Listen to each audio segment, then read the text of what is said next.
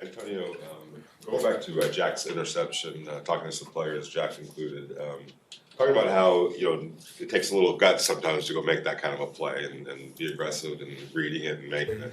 But it also takes a coach who's willing to allow players to have that kind of confidence to go make a play if they see it instinctively.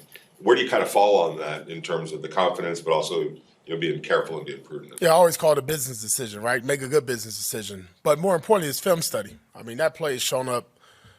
Been here 2 years now. That's been one of their staples. 4x1, running back motions in.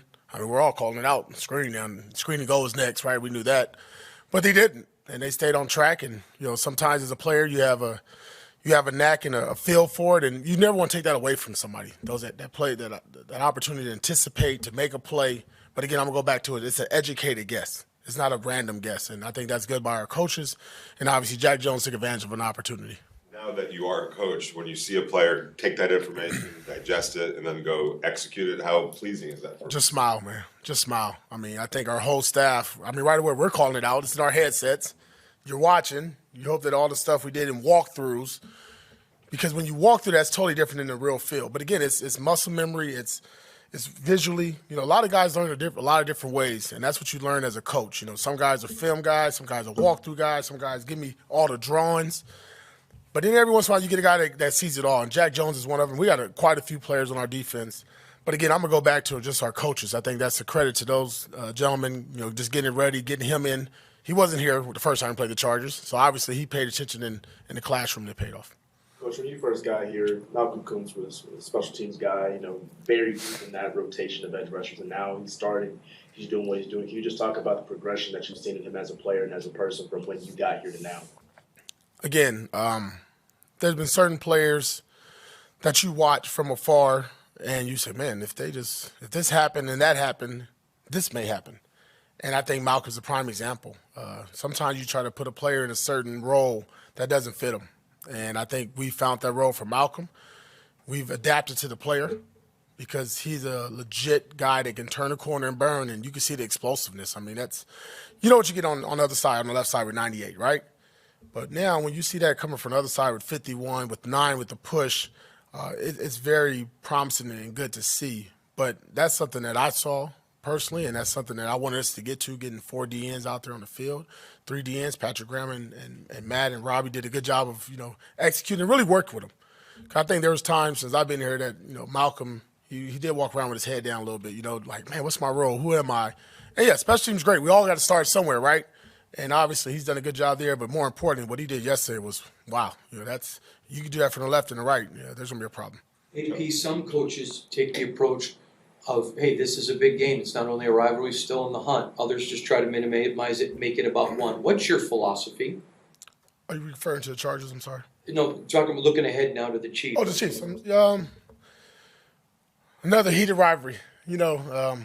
Again, I'll just talk about the 2 years I've been here. We were up 17-0 there, Monday Night Football, 14-0 here at our stadium. It's just one of those games, man. Like, it's going to be the same way. You can never count this team out. We know this is going to be a game that we got to do everything right for a full 60 minutes. And you're playing against, a Hall of Fame coach, one of the probably best quarterback in the National Football League, and a defense that's still playing lights out. So for us, what we did yesterday was great. Just like we do when we lost, reset, boom, put that behind us, look in front of us, and understand the challenge that we have, and play our kind of ball. I think yesterday that's what we want to do. We've done that twice now. The Giants in this game, where all 3 phases have contributed to a win, and if we can continue to do that, it'll give ourselves a chance to play well on Christmas Day. Tony, when you mentioned the certainty that you get from a guy like Max Crosby, Robert Spillane, veterans, but then conversely, Trey Tucker, Zamir White, Thayer Munford over at left tackle, Dylan Parham, can kind of go on some of the young players, Jack Jones, that you got contributions from and are getting contributions from. How satisfying is that, not just for right now, but maybe the future of this team? I think you have to, if you're a Raider fan or you're within this building and you cover us, you have to be excited. All those first and second year players stepping up, rookie quarterback, rookie wide receiver, rookie tight end. What about the first play with Big Mike on Khalil Mack? Go watch that again. You want to talk about setting the tone? That's setting the tone. Second play, Trey Tucker up top. All right, we didn't catch it, but you see what our mentality was. And then all those guys on defense side of the ball. I mean, go back to Malcolm Koonce, 30-year player getting, significant amount of time. It's just promising. And most of the time in the month of November, December, they hit that wall, right? We talk about the rookie wall, that youth wall. I think our guys are getting better. And I asked us and challenged our team to play our best football in the month of December. And we're getting there. We're getting there. And it's good to see them guys learning. It also helps the older guys and not put so much wear and tear on their legs in practice. And that's what we're doing now, right? Giving these guys a ton of reps throughout the week. And then on game day, we're seeing the benefits there. Coach, going back to Michael Mayer, you mentioned that first play. That was a hell of a block on Mac. And, tight ends, you always like about catching the ball and making plays. But how important was that to be a dominant blocker as well? First day I got up here, I talked about physicality and toughness. We can do all that. We can score 63, hell, we can score 99, 100. But if you don't play with a certain physicality and toughness and a mindset, it doesn't matter. I told you we wanted us as Raiders and our staff and organization, we wanted to look a certain way, sound a certain way, feel a certain way, smell a certain way. And that's what you saw the first play. Because, listen, that guy wrecked. That guy, Khalil Mack, probably a Hall of Famer, he wrecked the first game that we played against him. And said, we cannot do it. Where's Waldo? 5'2". Where's Waldo? Over there. Find him. And he has to fill us. And, again, great player. But I really want to give our hats off to Mike, Jermaine, Monfort. I thought they did an outstanding job against a really good football player. You brought in some former coaches last week, I guess. How'd that come about, and how'd that help you last week in terms of preparing for this game, and what did it mean for you guys? Yeah, just mentors, gentlemen who've been with me since I was 22, 23 years old, know me well. People that when I decided to get into coaching, that I always said, you know what, I'll take a little bit of this, I'll take a little bit of that. And their knowledge and wisdom is beyond anything I can ever try to mimic, make up, have in the building. You're talking about 40 years of experience between Coach Coughlin and Marvin Lewis. They've seen it. They've done it. They built programs and organizations from ground up. They turned bad organizations to really good ones and ones that's been winning programs. So why not learn from them? I'll be a fool not to use my resources. What does it say to you personally that they dropped whatever they were doing to come over and help you? Man, it must be a lot of love. I guess I wasn't such a hard head when I thought I was when I was a youngster. I appreciate them. Listen, man, it's them gentlemen are up there a little bit in age, travel, all that kind of stuff, and just put the time and effort. Listen, I can't thank them enough. You talked about last week you had to get to Tuesday to get past the loss. How much better does it feel here you are just a few days later, much different the next day? Yeah, no, it's different, but it's gonna be the same mentality. We'll wash this one out, and we gotta get ready for defending Super Bowl champions. That's gotta have that one. That's one for us that we want. We want that game. We want to play our best football. We want the outcome to go the Raiders' way. Have you talked to Bo about the dynamic of having him upstairs, and is that going to be the case now going forward the rest of the season? Yeah, I would assume so. It worked out pretty well for us, so if it ain't broke, don't try to fix it. Leave it alone. So I thought Bo did an excellent job, in the short week, overcoming everything. I think he felt the same way I did. It was a very humbling experience last Sunday. I think we both learned from it, and we grew from it, and obviously the outcome was much different than what we wanted. But I think it's something that we could probably do going forward. Yes, sir. Antonio, whether the team has been trailing or has a big lead, the effort has been consistent, since you've taken over as interim head coach. As a coach, what goes into instilling that into the locker room? Like, obviously everybody says give full effort, but actually making sure that it's followed through with. Yeah, well, effort starts when you walk in this door. It's 8 o'clock in the morning. What's your mindset when you walk in this building? Is it a winning mentality? Is it a loser's mentality? Or just trying to get through the day?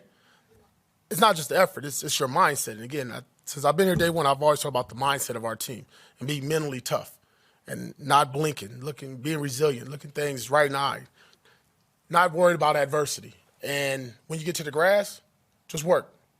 Bad play, work. Good play, work. Sit on the bench, work. Everything we do is about working. You got all the other time to have the fun off the field, what you've seen these guys do in the locker room. But it starts with your leaders, too, now. Watch Max Crosby practice, which we all know, right? Watch Robert Spillane practice. Watch how Josh Jacobs finishes runs. Mike Mayer, Look at all these guys and what they do throughout the week. And then that now is resonated through the rest of our team. And when you get some young, fresh blood, some guys that want an opportunity, like a Malcolm Koonce, right? Nate Hobbs, Jack Jones, Zamir White. Then all of a sudden you get what you're getting on the field. But my hats are off to him. I told him at the end of the day, listen, I said it again, win, lose, or draw, fellas, got to look right. They got to sound right. They got to smell right. And as long as we do that, we'll have a chance. DJ Turner was a guy that kind of had to work his way back onto the roster and figure out a way to get on the roster. And special teams was obviously his ticket. It feels like he's embraced that, and he had a great game yesterday.